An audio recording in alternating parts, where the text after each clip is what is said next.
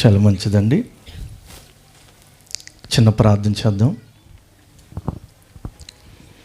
ప్రేమగల తండ్రి, పరిశుద్ధుడైన దేవ, మమ్మల్ని అందరినీ ప్రేమించి సజీవ లెక్కలో ఉంచి జీవింపజేసిన విధానం బట్టి మీకు స్తుతులు, స్తోత్రాలు, కృతజ్ఞతలు తెలియజేసుకుంటున్నాం. అలాగే తండ్రి, మరి కుటుంబంలో జరిగిన మేలు విషయమై మీకు కృతజ్ఞతలు తెలియజేస్తూ మరి కూడికని ఏర్పాటు చేసి ఉండగా, ఇందులో భాగంగా తండ్రి మీ మాటలు వినటానికి మేమందరం కూడా సిద్ధపాటు కలిగి ఉండగా, మీ మాటలు మీ ఆత్మ ద్వారా పలికించమని, మీ వాక్యపు వెలుగులో నడిపించమని, విన్న మాటలను వ్యర్థపరచుకుండగా వాక్య ప్రకారంగా నడవటానికి సహాయం చేయమని మా కొరకు మృతి పొంది తిరిగి లేచిన క్రీస్తు యేసుపేట ప్రార్థన అడుగుచున్నాం తండ్రి, ఆమెన్. దేవుని యందు ప్రియమైన వారులారా, మరి కుటుంబంలో జరిగిన మేలు విషయమై మరి కృతజ్ఞత కూడిక అనేది ఏర్పాటు చేయడం జరిగింది అనేది ఆల్రెడీ ప్రకటించడం జరిగింది. మరి 3 సందర్భాలను పురస్కరించుకొని ఈ కార్యక్రమం అనేది జరుగుతుంది.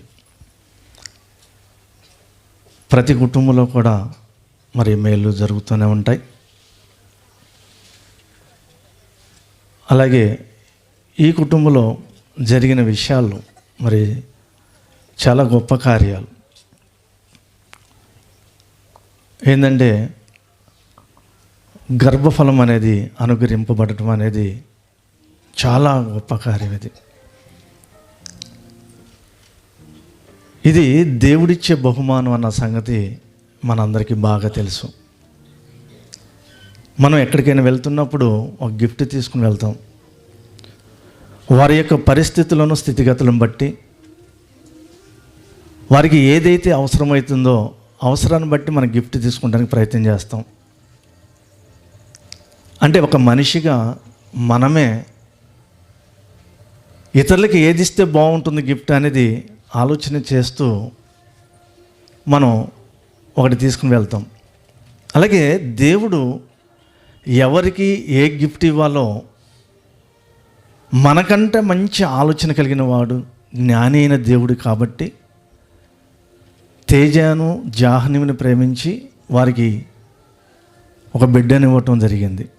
మన కోరికలు ఎలా ఉంటాయి అంటే, మగపిల్లవాడైతే బాగుండు, లేకుంటే ఆడపిల్ల అయితే బాగుండు అని అనుకుంటుంటాం. మన నిర్ణయాలు ఇందులో పనికిరావు. ఏ కుటుంబానికి ఎవరికి ఏది అవసరమో దేవుడు అనుగ్రహిస్తాడు. మనకి ఇవ్వబడిన గిఫ్ట్ మనం చూసి చాలా సంతోషపడుతుంటాం. మామూలుగా జనరల్గా మనకి తెచ్చిచ్చే వాటిని దేవుడిచ్చి గిఫ్ట్ తీసుకున్నప్పుడు చాలా సంతోషపడాలి, చాలా గొప్పగా ఆనందపడాలి. ఇది ఎవ్వరు ఇవ్వలేనిది గిఫ్ట్ అనమాట.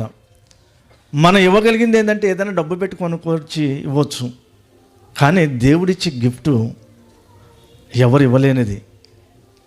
అలాంటి గిఫ్ట్ తీసుకున్నప్పుడు ఆ గిఫ్ట్ అనేది మన స్వార్థం కోసమో మన కోసమో పెంచకూడదు.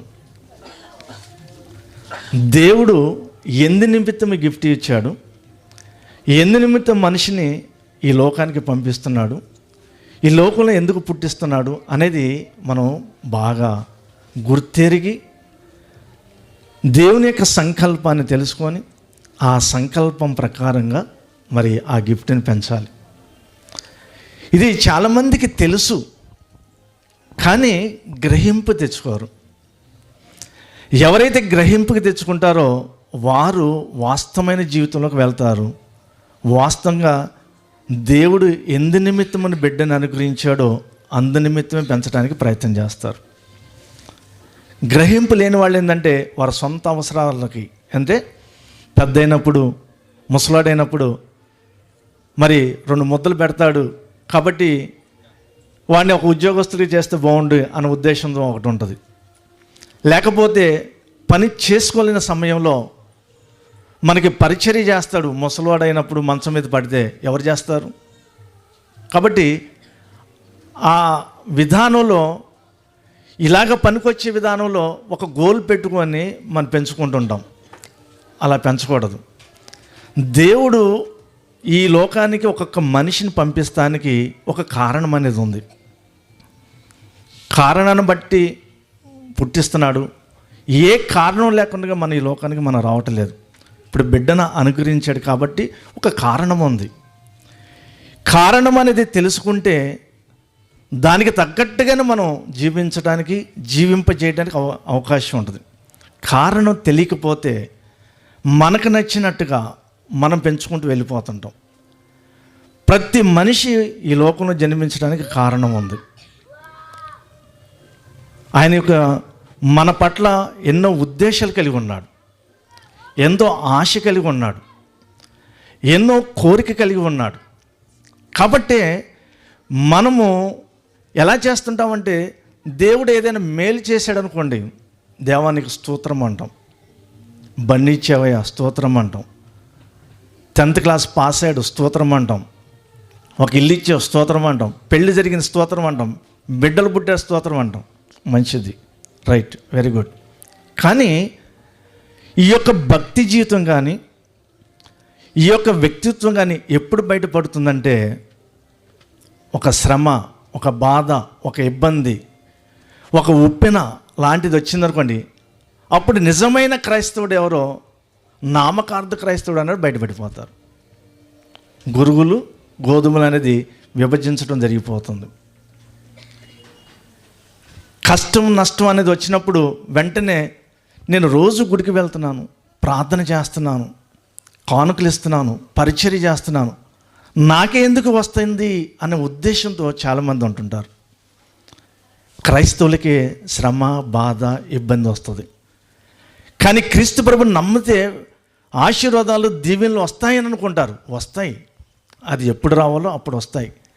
కానీ దానికన్నా ప్రాముఖ్యంగా మనకి బాధలు, ఇబ్బందులు, ఇరకాటలు ఎందుకు వస్తాయంటే, మనల్ని ఒక మట్టిని ఒక ఉన్నతమైన దానిగా చేయటానికి, ఒక ప్రయోజనకమైన దానిగా చేయటానికి కోసమే మనకి శ్రమలు, బాధలు అనేవి వస్తాయి.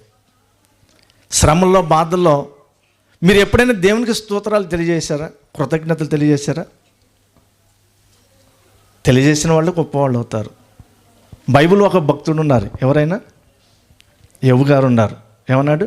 యెహోవా ఇచ్చాను, యెహోవా తీసుకున్నాను, ఆయన నామానికే స్తుతి కలిగిన కాక అంటాడు. అంత గొప్ప విశ్వాసము, అంత గొప్ప భక్తి, అంత గొప్ప వ్యక్తిత్వం కలిగిన వాళ్ళు మనలో ఉన్నారంటారా? ఉండాలి అని దేవుడు కోరుకుంటున్నాడు. ఖచ్చితంగా ఉండాలి. అలా ఉంటేనే దేవుడు సంతోషపడతాడు మన ఎడల. ఇటు సంతోషంలో కృతజ్ఞతలు తెలియజేయాలి, అలాగే దుఃఖంలో కూడా కృతజ్ఞతలు తెలియజేయాలి. ఈ దుఃఖం అనేది వచ్చేటప్పుడు, ఎందుకంటే ఒక మట్టి మనిషిని ఒక దైవంగా మారుస్తాడు. అందుకనే యోబు గారు అంటాడు, నన్ను శ్రమ పడిచిన తర్వాత నేను సువర్ణం వలె అవుతానంటాడు.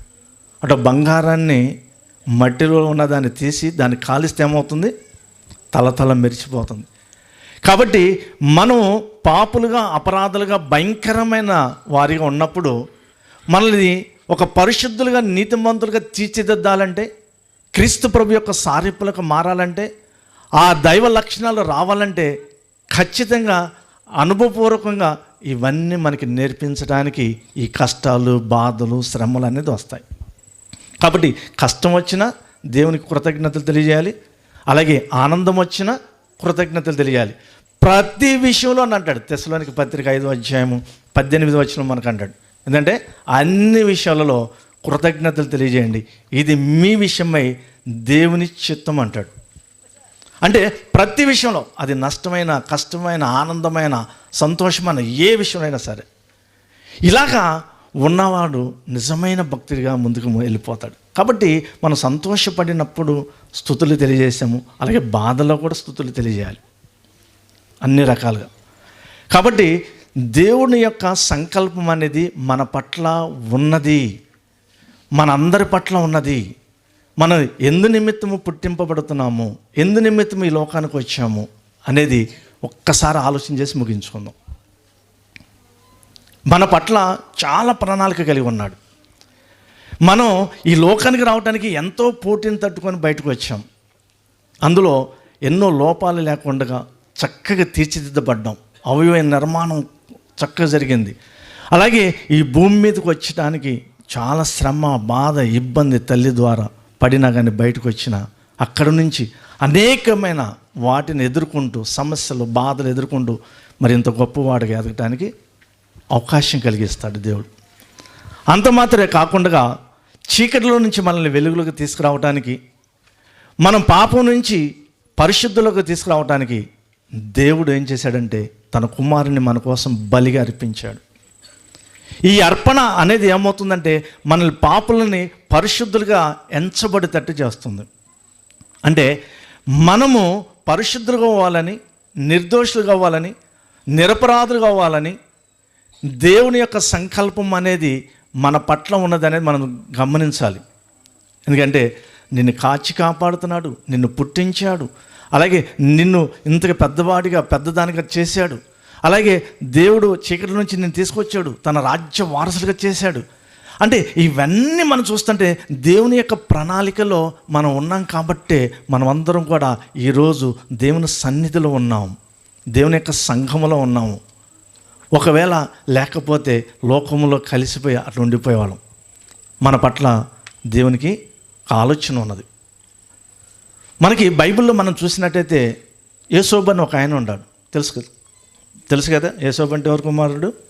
యాకోబు కుమారుడు. మొట్టమొదటిగా ఆయనకి శ్రమల మార్గం గుండా నడుచుకుంటూ వెళ్తున్నాడు. ఈ శ్రమల గుండా వెళ్తున్నప్పుడు చాలామందిగా చూసినప్పుడు ఆయనకి ఏమో అనిపిస్తుంది అంటే ఇంత భక్తిగా, ఇంత నమ్మకంగా, ఇంత విధేయత కలిగినా కానీ ఇలా అన్నల ద్వారా ప్రాబ్లమ్స్, అలాగే వాళ్ళు కొట్టడం, అది అమ్మివేయటం, బానిసలకు పంపించడం, అక్కడ ఎన్నో కష్టాలు, మళ్ళీ చెరల వేయటం, అక్కడ ఎన్నో రకాలుగా వస్తుంది. ఇవన్నీ దాటుకుంటూ వెళ్ళిన తర్వాత దేవుని యొక్క ప్రణాళిక అర్థమయ్యేసరికి అప్పుడు ఆయన అంటున్న మాట ఏంటో తెలుసా? మొట్టమొదటికి ప్రపంచంలో 7 సంవత్సరాల కరువు కాలంలో ప్రపంచాన్ని రక్షించడానికి, అలాగే నా స్వజనులు రక్షించడానికి నీకంటే ముందుగా నన్ను ఇక్కడ పంపించాడని అన్నల్ని చేరజేస్తాడు. అంటే ఎప్పుడు అర్థమైంది ఆయనకి? దేవుని యొక్క సంకల్పం అనేది ఎప్పుడో అర్థమైంది. అంతకుముందు ఇట్లా అనుకుంటూ వెళ్ళిపోయాడు అనమాట. అట్లాగే ఒక పౌలు గారి దగ్గర కూడా దేవుని యొక్క సంకల్పం అనేది మనం చూస్తుంటాం. ఆయన ఏం చేశాడంటే మతోన్మాది అనమాట, భయంకరమైన మతోన్మాది. క్రైస్తవులు అంటే చంపేసేవాడు. క్రీస్తు అంటే అలా గిట్టదు. ఇదేదో కొత్త దేవుడు వచ్చాడు, ఇదేదో కొత్త మతం అనేది ఇక్కడికి వస్తుంది, ఇది నాశనం చేయాలి అని ఒక నిర్ణయం తీసుకొని దమస్క మార్గంలో వెళ్తున్నప్పుడు యేసుక్రీస్తు ప్రభు ఆయనకి కనపడి ఆయన యొక్క సంకల్పాన్ని ఆయనకి తెలియజేశాడు. ఆయన యొక్క సంకల్పాన్ని తెలియజేసిన విషయాన్ని 2 వాక్యాలు చదువుదాం. 2 వాక్యాలు. అపోస్తుల కార్యములు 26వ అధ్యాయము 16వ వచనం నుంచి చూద్దాం. అపోస్తుల కార్యములు 26వ అధ్యాయము 16వ వచనం నుంచి 16 నుంచి 18 స్పీడ్గా.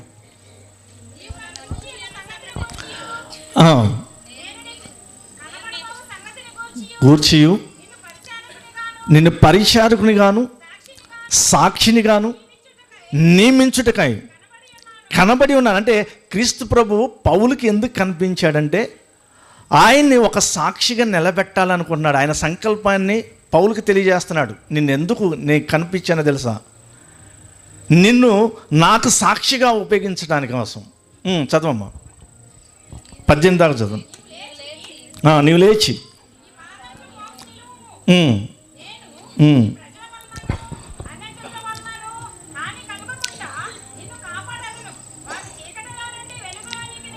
చీకటిలో నుంచి వెలుగులోనికి, సాతాను అధికారం నుండి దేవుని వైపు తిరిగి నా యందు విశ్వాసము చేత పాప క్షమాపణను ప్రచురపరచబడిన వారును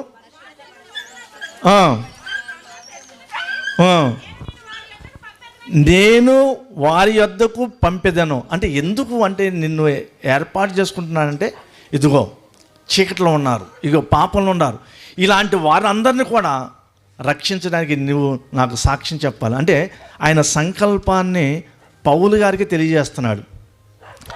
అలాగే మరి 9వ అధ్యాయం చూడండి. 9వ అధ్యాయము 15 వచనం 16 వచనం చూద్దాం.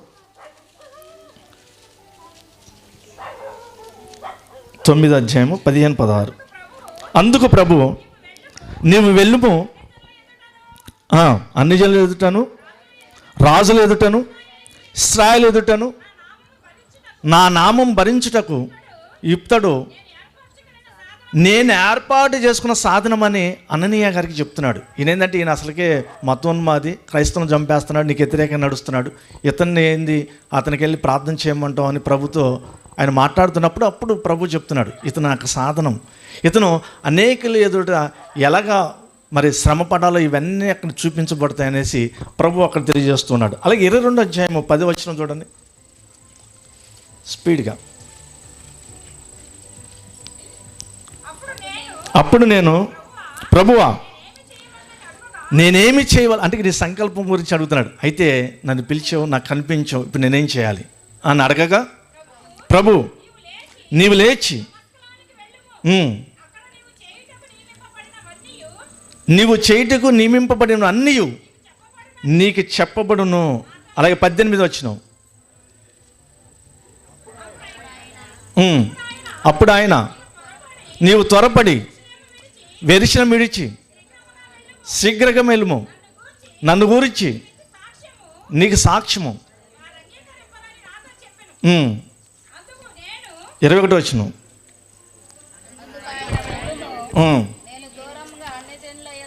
అన్ని జనుల యొద్దకును నిన్ను పంపుదునని నాతో చెప్పాను. అంటే పౌలు గారి నుంచి క్రీస్తు ప్రభు దేవుని యొక్క సంకల్పాన్ని తెలియజేస్తున్నాడు. అప్పుడు పౌలు గారు ఇవన్నీ చూస్తున్నాడు. అంటే ఆయన పుట్టడానికి కారణం మొట్టమొదటికి ఏమన్నాకుంటే ఈ క్రైస్తవులను చంపేయాలి, వాళ్ళని చంపేయాలి, వీళ్ళని చంపేయాలి, ధర్మశాస్త్రం నెరవేర్చాలన్న ఉద్దేశంతో ఉన్నాడు. నీవు అట్లా కాదు, నువ్వు క్రీస్తు ప్రభుకు సాక్షిగా ఉండటానికి నువ్వు నియమింపబడ్డావు. ఎప్పుడు నియమింపబడ్డావు అంటే గలతీ 1:15 గలతీ 1:15 చూడండి.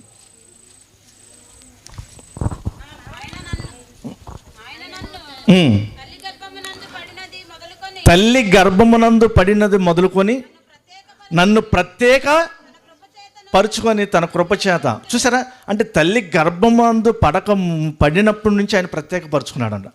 అంటే పౌలుని నియమించుకున్నది ఎక్కడంటే గర్భంలోనే. అంటే ఆయన పుట్టడానికి కారణం ఉంది, ఆయన ఏ పని చేయాలో కారణం ఉంది, ఎక్కడ కష్టం పడాలో కారణం ఉంది, ఎవరికి ప్రకటించాలో కారణం ఉంది, ఆయన ఏ విధంగా ఎంచబడ్డాడో కారణం ఉంటుంది. నువ్వు అపోస్తులుడు గాను, సువార్థికుడు గాను నువ్వు ఎంచబడతావు. అంటే మీకు ఇంకా చాలా వచనాలు ఉన్నాయి, టైం అవుతుందని నేను చూపించట్లేదు అవి. కాబట్టి ఇలాగా పౌలు గారిని ఎన్నుకుంటానికి, ఒక క్రీస్తు ప్రభు వారిని మరి ఈ లోకానికి పంపించడానికి కారణము, అలాగే నీవు నేను ఇక్కడికి రావటానికి కూడా కారణం ఉందన్న సంగతి అందరూ గుర్తెరగాలి. ప్రపంచంలో ఉన్న ప్రతి మనిషి పుట్టడానికి కారణం ఉంది. అందుకని ఈ కారణాన్ని ఒక మాట తెలియజేస్తాను, అంటే ఎవరు కూడా నశించకూడదని ఇచ్చించి అంటాడు. అంటే ఎవరు నశించకూడదు. మరి ఏమవ్వాలి అంటే అందరూ రక్షింపబడాలి, అందరూ కూడా రక్షించబడాలి. రక్షించబడిన తర్వాత అంటే ఆయన ఎదుట ఏం చేయాలంట, పరిశుద్ధులను నిర్దోషులుగా ఉండాలని జగత్తు పునాది వేయబడక మునిపే, అంటే మనుషులందరి ఎడల దేవుడుకున్న ప్రణాళికని ఇక్కడ తెలియజేస్తున్నాడు. అంటే దేవుని ఎదుట మనం అందరం ఎలాగ ఉండాలంట, పరిశుద్ధులము నిర్దోషులమై ఉండాలని జగత్తు పునాది వేయబడక మునిపే ఆయన క్రీస్తులో తన ప్రేమ చేత ఏర్పాటు చేసుకున్నాడని ఎఫ్ఎస్సి 1:4 ఉంటుంది, అక్కడ మనకు చూద్దాం. కాబట్టి అంటే ఆయన ప్రణాళిక మనుషులందరి పట్ల ప్రణాళిక ఏంటి అంటే ఇది ఇలాగా. అలాగే ఈ మనుషులందరి ప్రణాళికలు మరొకటి ఏంటంటే మరి అందరు పాపులుగా అలాగే అపరాధులుగా ఇలా ఉండకూడదు. మరి ఎలా ఉండాలంటే నేను పరిశుద్ధుడై ఉన్నాను కాబట్టి మీరు పరిశుద్ధులై ఉండండి అంటాడు. అలాగే ఈ పరిశుద్ధత అనేది ఎలాగ వస్తుందంటే ఇదిగో క్రీస్తు ప్రభు యొక్క సారూప్యంలోకి మారాలంటాడు. క్రీస్తు ప్రభు ఎలాగైతే ఉన్నాడో మీరు దినదినము ఆయన సారూప్యంలోకి మారాలి. అంటే సారూప్యంలో మారాలంటే ఆయనకిలాగా గడ్డం పెంచుకొని, ఆయనకిలాగా శాలువ కప్పుకొని ఇలా కాదు, ఆయన గుణ లక్షణాలు మనం అందరం కూడా స్వతంత్రించుకోవాలి, వాటిని అవలంబించుకోవాలి, వాటిని మనం పొందుకోవాలి, వాటిని ప్రదర్శించాలి. అందుకని అందరు కూడా ఒక మట్టి మనిషి, ఒక పాపి, ఒక అపరాధి, ఒక పనికి మాలిన వాడు క్రీస్తు సారూప్యులకు మారాలనేది దేవుని యొక్క సంకల్పాన్ని మనకు తెలియజేశాడు. కాబట్టి ఒక బిడ్డ పుట్టినప్పుడు మనకి నచ్చినట్టుగా పెంచుకోకుండా దేవుడు ఈ ఉద్దేశాలు కలిగి ఉన్నాడు కాబట్టి ఈ ఉద్దేశం ప్రకారంగా ఆ బిడ్డను కనుక మనం పెంచగలిగినట్టయితే దేవుడు నీకు ఇచ్చిన బిడ్డను బట్టి సంతోషపడి నీకు ఆశీర్వాద దీవులను అందిస్తాడు. ఆశీర్వాదం దీవులను అందిస్తాడు.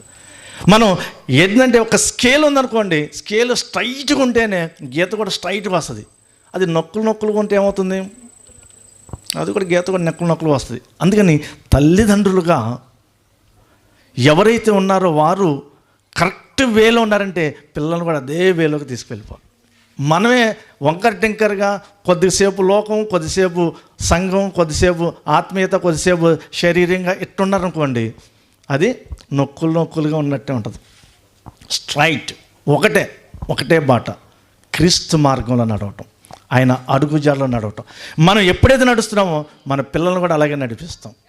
కాబట్టి పుట్టిన బిడ్డలందరినీ కూడా మనకు నచ్చినట్టుగా కాకుండా దేవుడు మెచ్చేటట్టుగా పెంచాలి.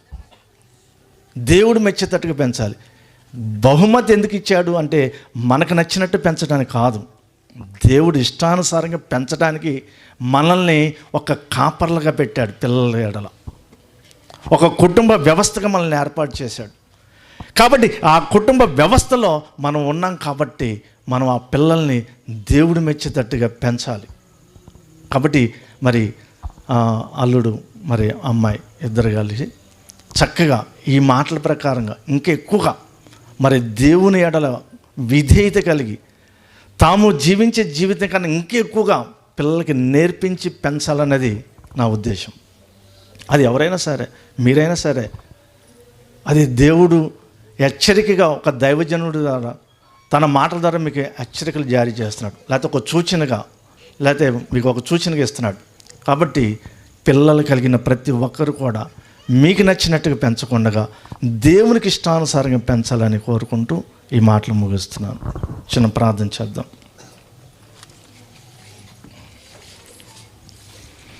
ప్రేమగల తండ్రి, పరిశుద్ధుడైన దేవ, కొద్దిగా సమయం మీ మాటల ద్వారా మాతో మాట్లాడారు.